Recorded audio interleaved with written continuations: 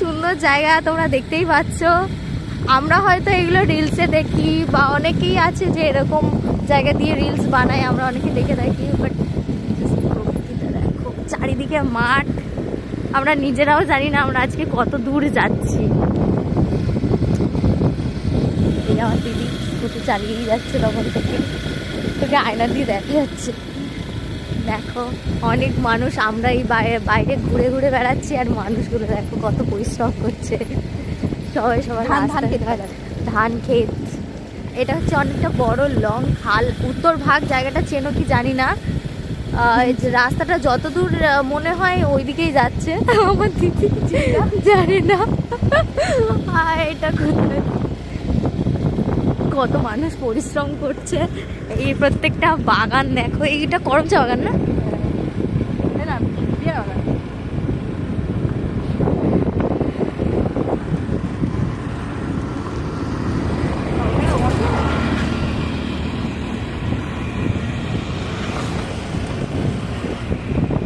একটা খাল।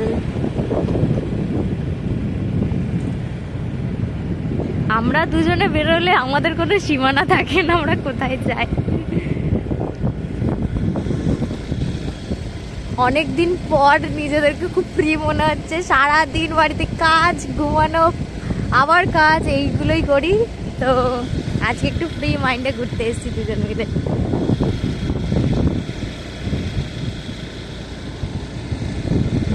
বেচারা অনেকক্ষণ থেকে ড্রাইভ করছে। এটা যদি সাইকেল হতো তাহলে আমাকে দিয়ে চালাতো গাইস। খুব শেয়ার আমার দিদি। বেচারা স্কুটি, আর আমি চালাতে পারি না, তাই জন্য আমাকে বলতেও পারছে না বোন একটু চালা, আমি একটু বসি। দেখো ওয়াও, এই এগুলো কি রে?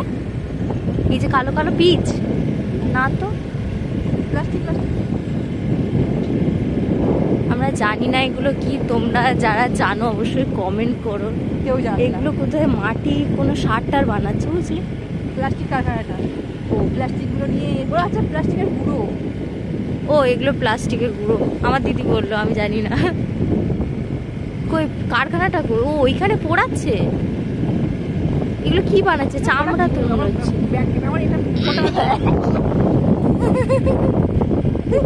খুব বাজে গান।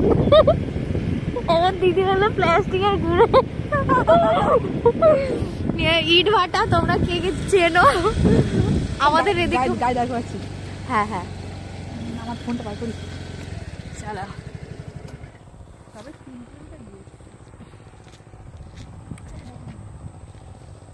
ইট ভাটা দেখো, এখানে ইট তৈরি হয়। কি দারুণ চারিদিকটা। এই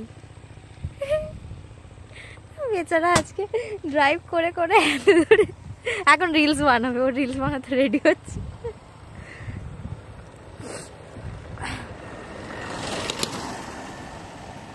দেখো প্রকৃতিটা কি দারুণ লাগছে। এরকম জায়গায় আসলে মন এমনি শান্ত হয়ে যাবে। মাঝে মাঝে এরকম জায়গায় ঘুরতে হয়।